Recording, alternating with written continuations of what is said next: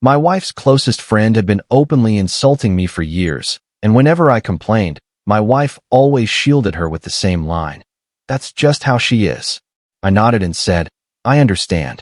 The very next day, I unintentionally let slip a piece of information to that friend's fiancé.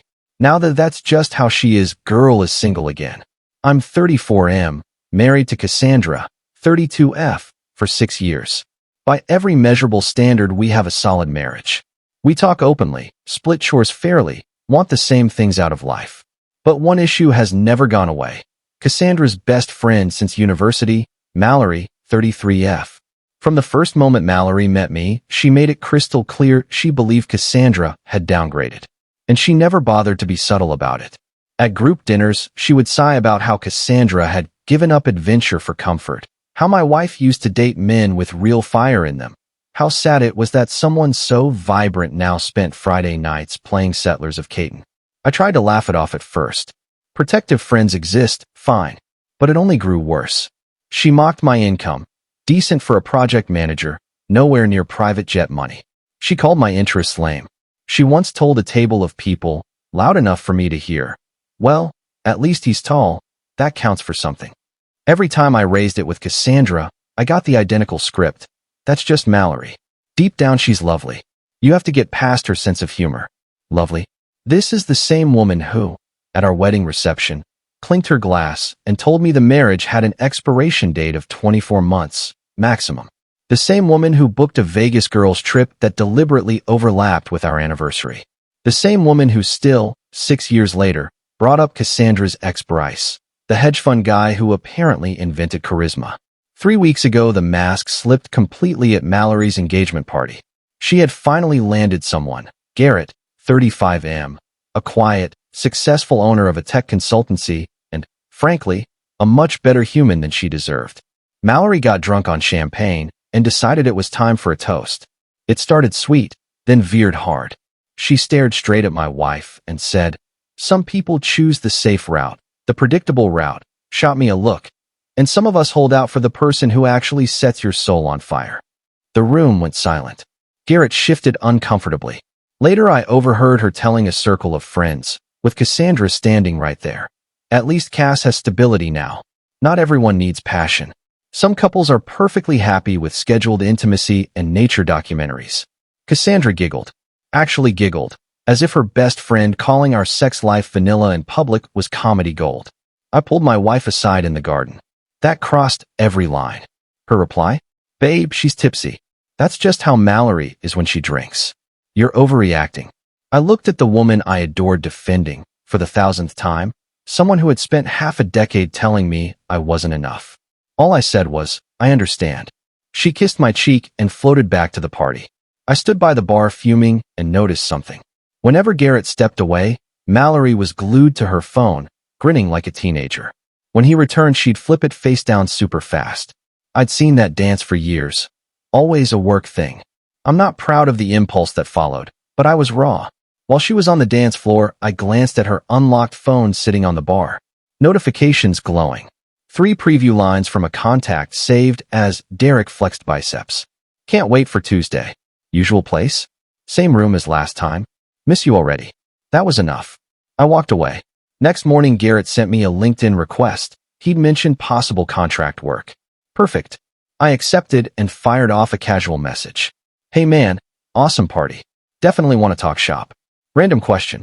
I think I know a Derek who works with Mallory. Tall guy, accounting maybe? He'd mentioned some big Tuesday deadline coming up. Anyway, free Thursday for coffee? Totally innocent networking, right?" Garrett wrote back fast. "Weird.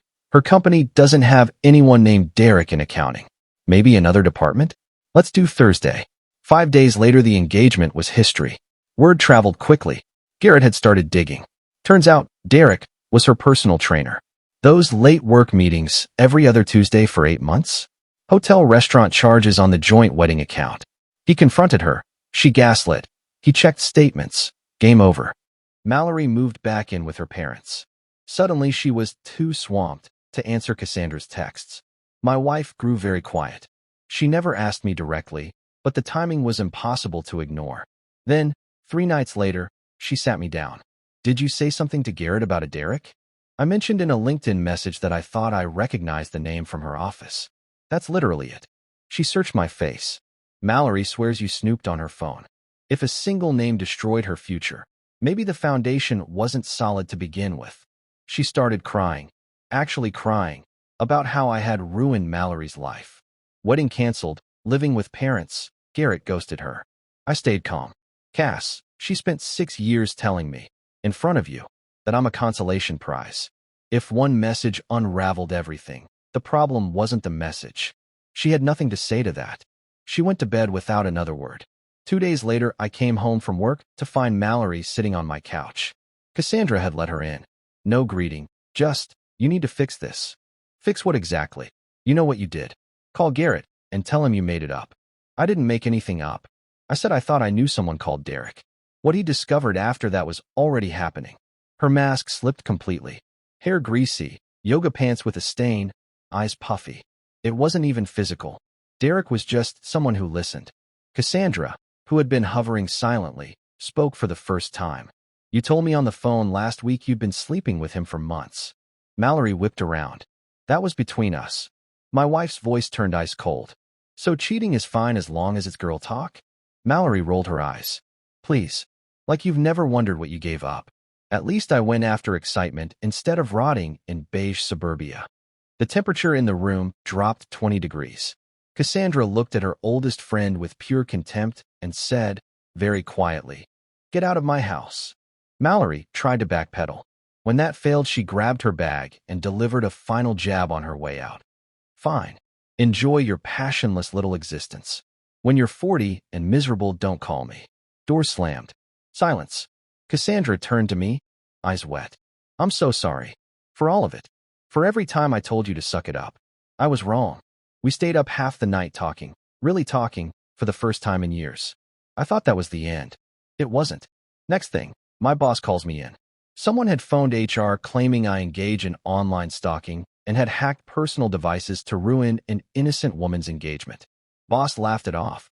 He's known me forever, but the complaint existed. That same evening, Garrett actually rang to thank me. Said I'd saved him from a lifetime mistake. Told me Mallory had alternated between hysterical apologies and threats once he started lawyering up. Cassandra admitted Mallory had called her 27 times in one day, leaving unhinged voicemails about betrayal and how I would eventually bore her to divorce. We lawyered up ourselves. Then Mallory went scorched earth. Fake LinkedIn profiles messaging my clients. Anonymous emails to Cassandra's workplace. Vague Facebook posts about homewreckers who spy on private citizens. A one-star Google review calling Garrett abusive. That review was her fatal error. Garrett sued for defamation. Subpoenaed phone records. And the floodgates opened. Derek wasn't the only one. There was Travis the bartender, Paul from spin class, her college ex 2 towns over. A whole rotation. Hotel charges, coordinated schedules, the works. And the money digs suddenly made sense. Mallory was drowning in almost $60K of credit card debt, designer wardrobe, bottomless brunches, Mykonos weekends she never paid for. The plan? Marry Garrett. Have him clear the debt. Keep the side pieces in case Plan A failed. When the records became public in the lawsuit, the entire social circle detonated. Suddenly, everyone remembered loans that were never repaid, dinners where she vanished when the bill came, Venmos on the way that never arrived. Cassandra was gutted, not because she missed the friendship, but because she felt like the world's biggest fool. We started couples therapy. Best money we ever spent. Turns out enabling a toxic friend for a decade does damage to a marriage too. The harassment against us stopped the day our lawyers served the restraining order. Mallory violated it once by showing up at Cassandra's office parking lot screaming. Judge granted the RO in about 4 minutes flat once he saw the mountain of evidence. Last I heard, she's living full-time with her parents, working reception at her dad's accounting office, banned from half the trendy spots in town for skipping checks, and facing a defamation judgment that will probably wipe out whatever savings she has left. Garrett's business is doing better than ever. Turns out people don't like cheaters who trash reputations online. Cassandra and I, stronger than we've been since our honeymoon. New friends who actually like both of us. I just got promoted. We're planning a kid-free trip to Italy next spring. Last weekend we were grabbing coffee, and there she was, Mallory, alone at a corner table, hair in a messy bun, staring at spreadsheets. Our eyes met for half a second. Something flickered across her face. Shame. Maybe hatred. Maybe both. Cassandra squeezed my hand, and we walked right past.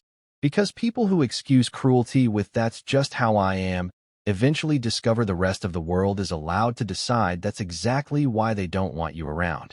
Mallory spent years mocking safe, predictable, mediocre lives. Now at 33, she's back in her childhood bedroom, surrounded by the consequences she created. Meanwhile, the boring, predictable couple she pitted are happier than we've ever been. Karma doesn't always need help. Sometimes you just step aside and let it land. To anyone reading this who has their own Mallory, friend, sibling, parent, whoever, "that's just how they are" is never justification for disrespect. You deserve peace. And sometimes the sweetest revenge is simply living well while they learn, the hard way, that actions have consequences. Chapter closed. Time to book those plane tickets with my incredible wife. Thanks for coming along for the ride.